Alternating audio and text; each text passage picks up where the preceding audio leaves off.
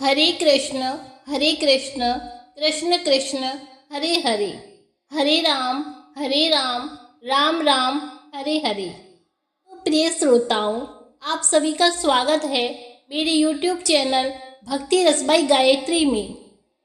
आज हम आप सबको सुनाएंगे योगिनी एकादशी व्रत की कहानी। धर्मराज युधिष्ठिर कहने लगे कि भगवान, मैंने जेठ शुक्ल एकादशी के व्रत का महत्तम सुना। अब कृपा करके आषाढ़ कृष्ण पक्ष की एकादशी की कथा सुनाइए। इसका नाम क्या है, महत्तम क्या है, यह भी बताइए। श्री कृष्ण कहने लगे कि हे राजन, आषाढ़ कृष्ण पक्ष की एकादशी का नाम योगिनी एकादशी है।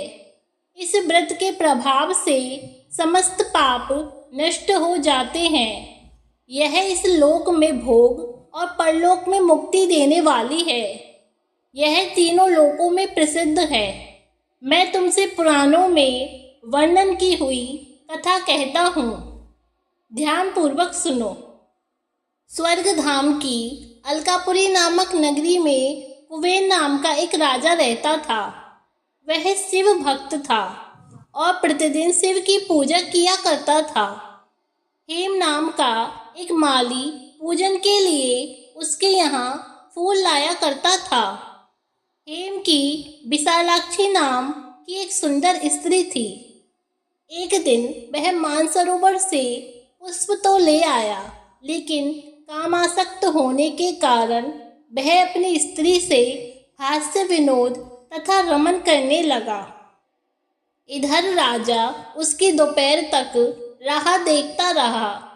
अंत में राजा कुबेर ने सेवकों को आज्ञा दी कि तुम लोग जाकर माली के न आने का कारण पता करो, क्योंकि वह अभी तक पुष्प लेकर नहीं आया।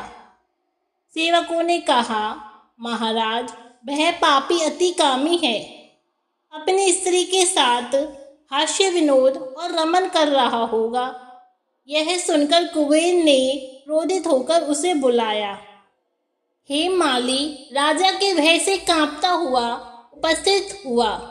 राजा कुबेर ने क्रोध में आकर कहा, अरे पापी, नीच, कामी, तूने मेरे परम पूजनीय ईश्वरों के ईश्वर श्री शिवजी महाराज का अनादर किया है।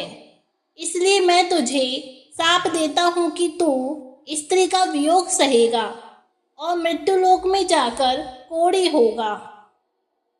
कुबेर के शाप से हेममाली का स्वर्ग से पतन हो गया और वह उसी क्षण पृथ्वी पर गिर गया। भूतल पर आते ही उसके शरीर में श्वेत कोढ़ हो गया। उसकी स्त्री भी उसी समय अंतर्ध्यान हो गई। मृत्युलोक में आकर माली ने महान दुख भोगे। भयानक जंगल में जाकर बिना अन्न और जल के भटकता रहा। रात्रि को निद्रा भी नहीं आती थी, परंतु शिवजी की पूजा के प्रभाव से उसको पिछले जन्म की स्मृति का ज्ञान अवश्य रहा। घूमते घूमते एक दिन वह मार्कंडे ऋषि के आश्रम में पहुंच गया, जो ब्रह्मा से भी अधिक वृद्ध थे, जिनका आश्रम ब्रह्मा की सभा के समान लगता था। हेममाली वहां जाकर उनके पैरों में पड़ गया। उसे देखकर मार्कंडे ऋषि बोले, तुमने ऐसा कौन सा पाप किया है जिसके प्रभाव से यह हालत हो गई।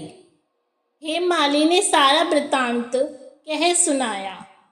यह सुनकर ऋषि बोले, निश्चित ही तूने मेरे सम्मुख सत्य वचन कहे हैं, इसलिए तेरे उद्धार के लिए मैं एक व्रत बताता हूँ। यदि तू आषाढ़ मास के कृष्ण पक्ष की योगिनी नामक एकादशी का विधि पूर्वक व्रत करेगा तो तेरे सब पाप नष्ट हो जाएंगे। यह सुनकर हेममाली ने अत्यंत प्रसन्न होकर मुनि को साष्टांग प्रणाम किया। मुनि ने उसे स्नेह के साथ उठाया। हेममाली ने मुनि के कथनानुसार विधि पूर्वक योगिनी एकादशी का व्रत किया। इस व्रत के प्रभाव से अपने पुराने स्वरूप में आकर वह अपनी स्त्री के साथ सुखपूर्वक रहने लगा। भगवान श्री कृष्ण ने कहा, हे राजन, यह योगिनी एकादशी का व्रत 88,000 ब्राह्मणों को भोजन कराने के बराबर फल देता है। इस व्रत के प्रभाव से समस्त पाप दूर हो जाते हैं और अंत में स्वर्ग की प्राप्ति होती है। तो इस तरह हुई योगिनी एकादशी व्रत की कहानी। धन्यवाद।